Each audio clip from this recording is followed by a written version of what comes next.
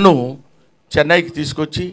చెన్నైలో అందరికీ పరిచయం చేసినటువంటి చిరంజీవి గారు ఇప్పుడు చాలా గొప్ప యాక్టర్ అండి, చాలా బాగా యాక్ట్ చేస్తున్నాడు, బ్రహ్మాండంగా నవ్విస్తాడు, పెద్ద కమెడియన్ అవుతాడని ఆయనకి వెళ్ళిన ప్రతి చోటకి చిరంజీవి గారు నన్ను వెంట పెట్టుకుని వెళ్ళి అందరికీ పరిచయం చేసి నన్ను ఈ స్థితికి తీసుకొచ్చినప్పుడు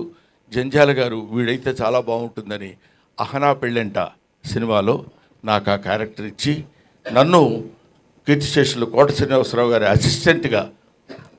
నన్ను నియమించి ఆ క్యారెక్టర్ చేయటం వల్ల అది పెద్ద హిట్ అయ్యి బ్రహ్మాండమైనటువంటి పేరు ప్రఖ్యాతులు ఆ సినిమాకి రావటం, అందులో సినిమాలో నటించినటువంటి అందరికీ రావటం, ముఖ్యంగా కొత్త వాళ్ళైనటువంటి కోట శ్రీనివాసరావు గారు అప్పటికే ఆయన లబ్ధప్రతిష్ఠుడు, ఆయన తర్వాత నాకు ఆ పేరు రావడం నాకు చాలా ఆనందంగా ఉండి అలా అలా అలా అలా అలా వెనక్కి తిరిగి చూసుకోకుండా ఇన్ని వందల సినిమాలు నటించగలిగాను. అది నా గొప్పతనం అని నేను ఈనాడు ఫీల్ అవ్వలేదు. కొంతకాలం వరకు ఫీల్ అయ్యేవాడిని, చాలా గొప్ప నటుండి నేను, లేకపోతే నన్ను వీళ్ళందరూ మామూలుగా ఏదో పెద్ద పుడింగి రైడు అని అనుకుంటున్నారంటే కొంచెం కాలు రగరేసుకొని నడిచిపోయిన రోజులు ఉన్నాయి. ఎందుకంటే ఒక స్టేజ్లో ఏంటంటే ఒక లవ్ అనేది అంటే ఒక స్థితి అనేది అప్పుడప్పుడు పరిస్థితులను బట్టి మారుతుందనటానికి నేను DD8లో దాన్ని ఏమంటారు